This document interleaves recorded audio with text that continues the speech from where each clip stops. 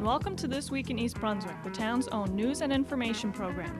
This week we've got highlights from the P.B.A.'s annual Kids Fishing Derby at Dallenbach Lakes, where East Brunswick youngsters won new poles for target casting and big fish competitions. At Frost School, students campaigned against drug abuse with a Just Say No parade and assembly. Tonight you'll meet Middlesex County's new mental health administrator and learn about the mental health services available in the county. The time is ripe for planting cucumbers. This week we return to the garden of Pegi Ballister-Howells for hints on preparing cucumber mounds and preventing blight. News from the Township Council meeting and a look at the women's photography exhibit visiting the Zimmerli Museum are also coming up. But first, here's a look at what's happening next week on Channel 8. Monday at 10 a.m., tone your problem areas with Lenore Kulik on Look Great, Feel Great. At 10:30, we bring you stories from the library.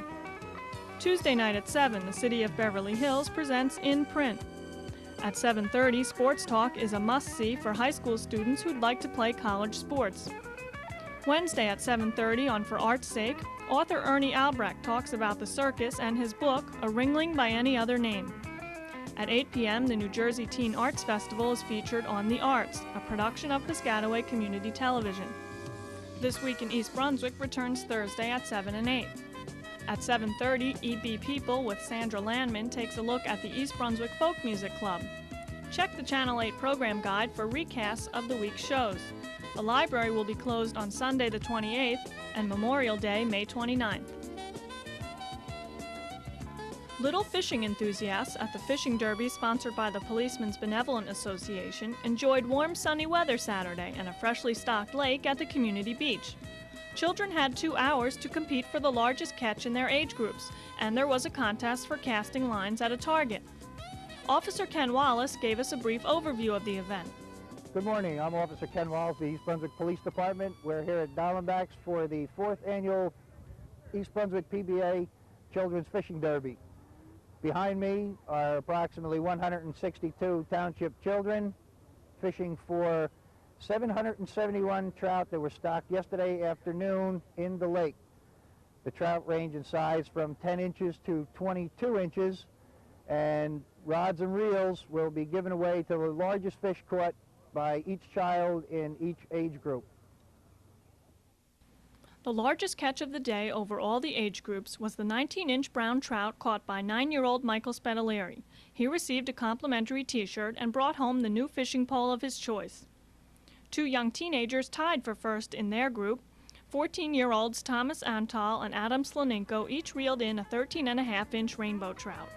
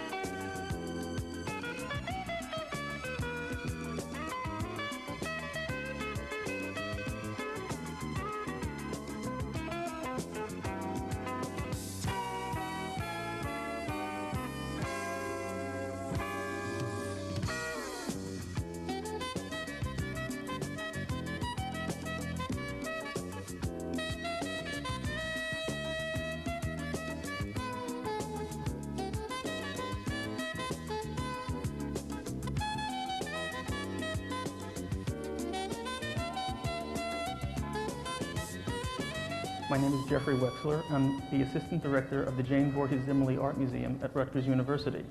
I'm standing in our current exhibition, which is entitled Reflections, Women's Self-Image in Contemporary Photography. It's an exhibition that was organized by the Miami University Art Museum of Ohio. And one of the co-essayists of the exhibition catalog was Catherine Stimson, who's the Dean of the Graduate School at Rutgers. One of the reasons we have the exhibition here, aside from the fact that a Rutgers person has been part of the production of the exhibition, was the fact that Douglas College, which is the women's study college for women on Rutgers University campus, very often is interested in having exhibitions which deal with women's issues and contemporary women's art.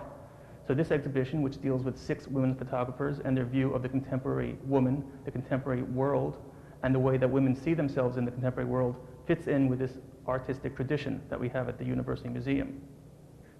One of the intriguing aspects of this exhibition to most viewers will be the fact that many of the photographs in the show really are not the traditional beautiful or self-congratulatory photographs that one might think in terms of self-portraits. As you saw, the title is called Women's Self-Image.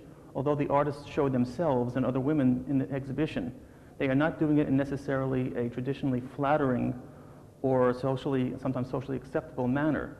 One of the extremes in this exhibition is the work of Anne Noggle, an artist who really digs very deeply into the problems of the aging woman, the way the woman looks, her psyche, how she deals with the rest of society, seeing her as a person who is no longer traditionally or classically beautiful. In fact, she goes to such an extreme that she takes a photograph of herself, as in this work on the top here, in which she has just had a facelift and still retains many of the scars and rather ugly markings that occur after that operation. She is here really trying to show that even when a person tries to change, the original face remains, and that we should see these type of operations, in a sense, as a very superficial type of attitude, that we should see people really for what they are. Judy Dater, another photographer in the show, takes on female stereotypes, female role models, and supposedly the usual aspects of life which women sometimes are forced into by society, and satirizes them rather severely. In this first picture here, which is simply called Leopard Woman, we have Judy Dater satirizing a picture, for example, out of a Playboy or other girly type of magazine, in which she shows herself in a rather ridiculous type of a costume, a leopard skin spotted costume, and also places herself next to this rather repulsive or gruesome object, which is a gnarled piece of meat or an animal's head, sort of reflecting the idea of seeing a woman as simply nothing but flesh or meat.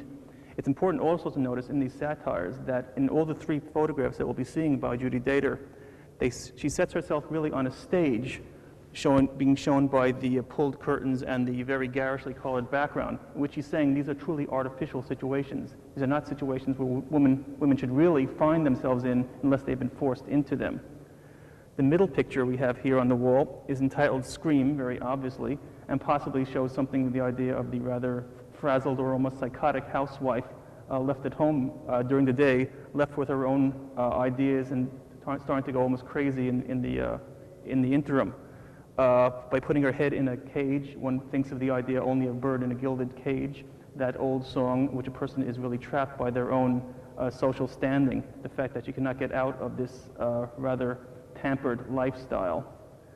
And the third photograph, called 1959 Prom Queen, this is obviously a direct satire of the rather overdressed and overdone women who come out to be presented to the public during prom date nights or other public events.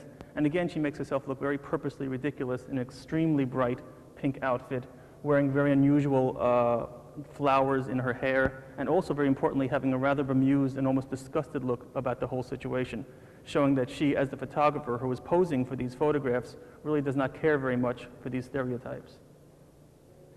Among all the photographers in the exhibition, it's probably Joyce Tennyson, whose photographs you see flanking me here, who is the artist who deals most directly with the classical ideas of beauty and the idea of both a beautiful image of a woman and a beautiful photograph. As we can see here, she has a very young and striking model posed against a very tonal background, very carefully colored and posed to give a great idea of romanticism, of gentleness, and of beauty. She uses props which refer to antique sculpture or statuary, and even sometimes draws images which relate to old master drawings or columns, such as you see at the upper left of this picture. On the picture to my left, we have a work which is called Sleeping Beauty, in a sense taking off from that traditional folk tale, but translating it again into a work of great mystery and beauty. Mystery evoked somewhat by the muted tones of the picture and somewhat by the positioning of the nude towards the bottom of the picture, as well as having this very light veil, which adds a great deal of unusual character and even perhaps sometimes threat in terms of the situation which is occurring before us. The exhibition Reflections, Women's Self-Image in Contemporary Photography will continue at the Zimmerli Art Museum at Rutgers University through June 13th. The hours of the museum are weekdays from 10 to 4:30. We are closed on Wednesdays, and on Saturday and Sunday from 12 to 5. The museum is located on the corners of George and Hamilton Street in New Brunswick.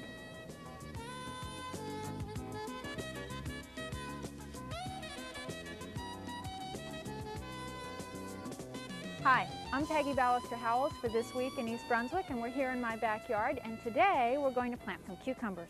Now, I just have this little space for cucumbers. It's at the edge of the garden.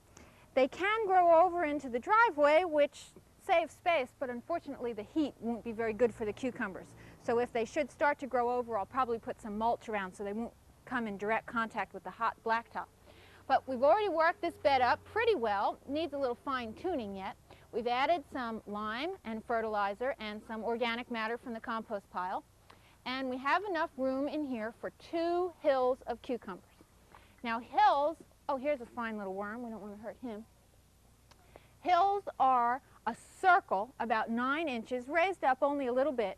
And in the circle, about a smaller 2-inch circle, about this big, is a ring of 6 cucumber seeds. Now when the cucumbers emerge, you look at which ones are the healthiest, which ones look like they're going to have the best chance of making it, and you leave those 3. So you actually end up with 3 plants in each hill, and each hill should be between 4 and 6 feet apart. Now in this little bed we've got just enough room for 2 hills, and that should produce plenty of cucumbers for just me. Okay.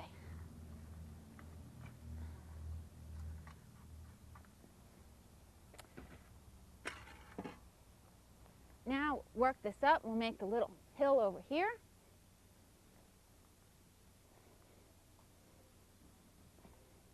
It's a little grub. We want to get rid of him. He certainly isn't a good thing to have. Probably he's a Japanese beetle grub, and he's going to grow up to be a Japanese beetle someday. Okay, so we'll make this little circle.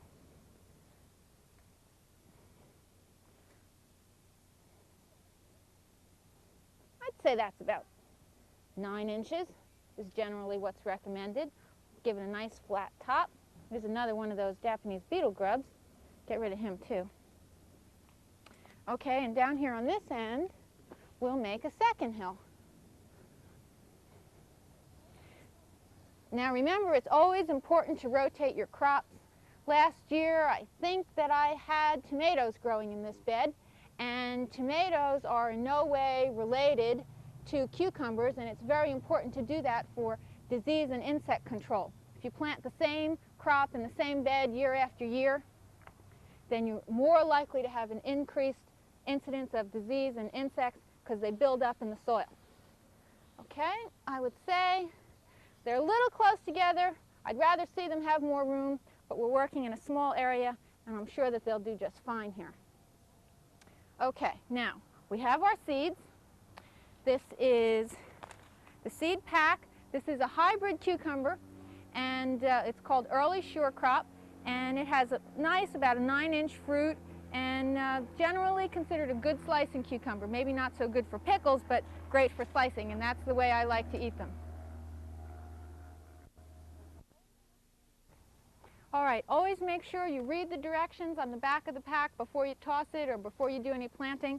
There's a tremendous amount of useful information on there, and if you're not sure what you're doing, it's usually you can find what you need on the back of the seed packet. Now, this is a hybrid seed, and again, they don't give you a whole lot of them. Generally, they're very conservative with the number of seeds they get. Hybrids are so vigorous that you should be able to get a good crop out of one seed pack, so treat them very carefully.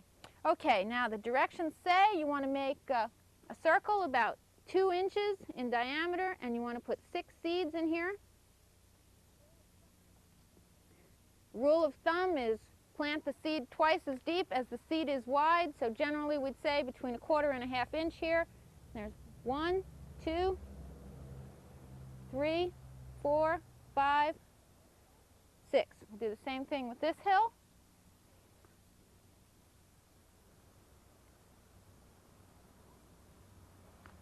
They'll be up in 8 to 10 days, and that's when you have to thin them out, leaving only the healthiest ones.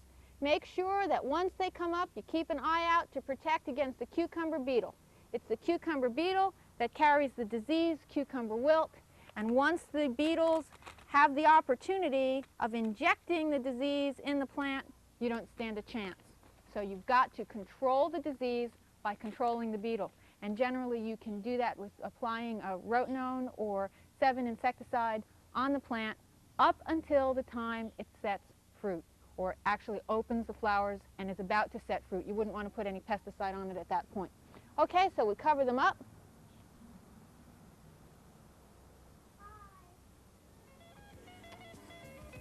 They'll need a good drink, and we'll see them popping up in just about 8 to 10 days. And we'll see you next week here in my backyard.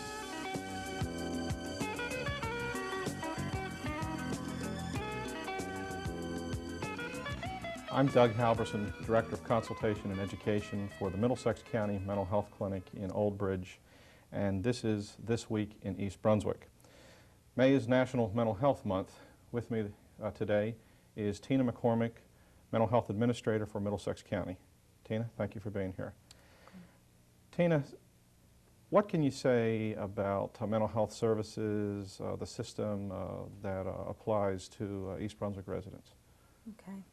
The mental health system is divided throughout the county into 3 service areas. East Brunswick is located in Service Area 32. What that means is that there are services throughout the county, but that the people in East Brunswick can get services from a variety of agencies located close by to them. Those agencies include the South Amboy Community Mental Health Center in South Amboy, the Middlesex County Mental Health Clinic in Old Bridge, Catholic Charities, which is located on Ruse Lane here in East Brunswick, and those services are under the purview of the Mental Health Administrator's office, my office, because they receive funds from either the Division of Mental Health and Hospitals of New Jersey or Middlesex County. And there are also 2 other service agencies in this area where residents of East Brunswick can receive service, and they are Jewish Family Service, which is on Riders Lane here in East Brunswick, or Family Service Association in Old Bridge. So there are a variety of services, a variety of providers in the area. You said the Mental Health Board. What is the Mental Health Board, and who are board members? Okay. The Mental Health Board was established a number of years ago by legislation which wanted to organize mental health services into a system that made sense. People can get services both inpatient hospitalization all the way through to outpatient counseling on a community level.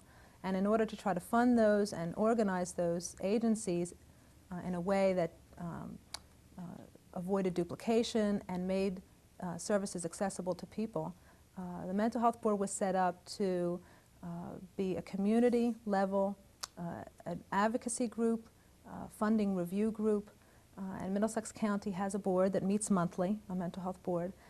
They, in essence, review and monitor programs funded both by the county, Middlesex County, and by the Division of Mental Health and Hospitals. Thank you, Tina. I appreciate you being here today. For more information about mental health services available to East Brunswick residents, you may call the Mental Health Administrator's Office at 636-4973. I'm Doug Halverson, Director of Consultation and Education at the County Mental Health Clinic. This is Mental Health Month, and this is This Week in East Brunswick. The expansive Nielsen parking deck at AT&T's Tower Center in East Brunswick may be losing money, and Councilman Russell Walker has called for a review of the facility's financial records. Adjacent to the twin towers that loom over Turnpike Exit 9, the public parking deck is supposed to be self-sustaining, but it may actually be receiving subsidies from the Transportation and Commerce Center on Route 18 near the Midstate Mall. According to Walker, the deck, which opened last year with 1,072 spaces, is less than 60% utilized and must be collecting fees from 90% to support itself. Might even get down to me requesting that we separate the Tower Parking Center from the utility, make a separate utility. that's the way it has to be done to force that to be self-sustaining, then so be it. But it isn't living up to its expectations, in my estimation, at this point. At Monday's council meeting, Walker noted that the township has paid for renovations to the facility, including landscaping and infrastructure improvements, which should have been the builder's responsibilities. He says he's been requesting a financial impact statement for some time, but has not received any recent figures from East Brunswick's finance department. Finance Director L. Mason Neely says a facility of that size cannot be expected to pay for itself in the first few years of operation.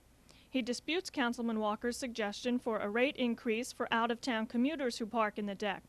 East Brunswick runs the risk of losing them as future patrons, he says. There are presently about 168 out-of-town commuters using the municipal facility. Like Walker, Mayor Sinagra and other council members are in favor of a financial update on the facility, which was a controversial project even before it was approved by the Planning Board several years ago. In other council news, a public hearing on the services of Storer Cable is scheduled for May 22nd in the Township Courtroom. And this week, a council proclamation honored veterans of foreign wars.